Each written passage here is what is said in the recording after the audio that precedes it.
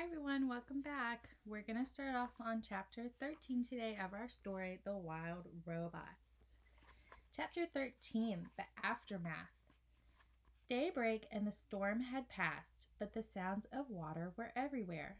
The air was filled with dripping sounds of mountain runoff and the sloshing sounds of flooded streams. And then came a very different sound. It was the clanging sound made when a robot slips on a wet rock. There were quite a few clangs that morning. As Roz walked her way downhill, she scanned the aftermath of the storm. Giant mounds of mud and debris had formed below the cliffs. The island's central river had crested its banks and spilled into the nearby fields and forest. Some trees had been uprooted.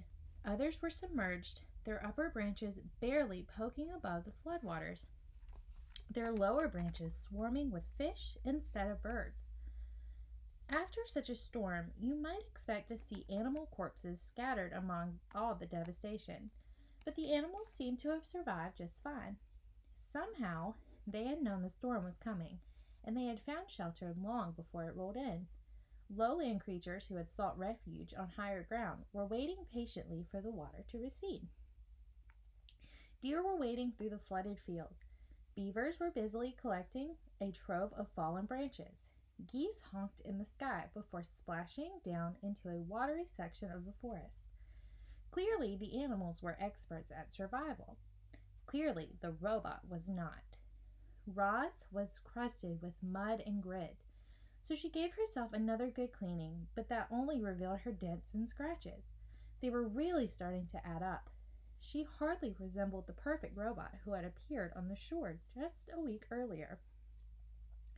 The wilderness was taking a toll on poor Roz, so she felt something like relief when she spotted the quiet hole in the side of the mountain.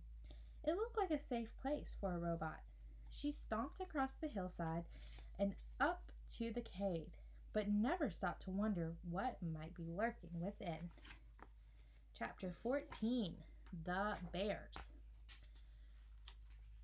Roz stomped into the cave, and then she stomped right back out. "Please stay away," said the robot to the two bears who were now nipping at her heels. You see, when Roz stomped into the cave, she accidentally woke a brother and sister bear from their morning nap, which is never a good idea.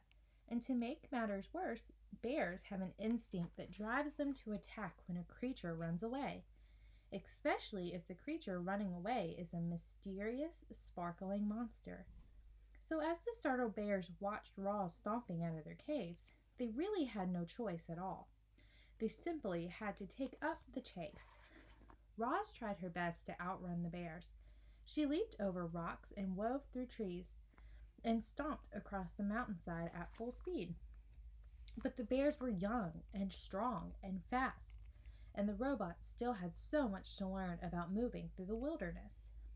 She never even saw the tree root. One moment she was stomping along, and the next moment she was flying through the air and thumping down onto a rotten log. Clumps of soft wood stuck to her side as she stood and faced her attackers.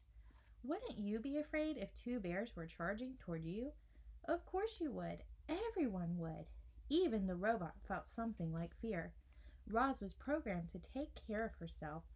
She was programmed to stay alive. And as the robot watched those bears charging toward her, she knew her life was in serious danger. The bears slammed into Roz, knocking her against the trunk of a towering tree. Then one bear dove at her legs, and the other clawed at her chest. If only the robot had swung her fist or kicked her feet, she would have scared them off. One good bop on the nose would have sent them running, but the robot's programming would not allow her to be violent. Clearly, Roz was not designed to fight bears. Powerful jaws chomped her arms. Sharp claws slashed her face. A massive head rammed her chest.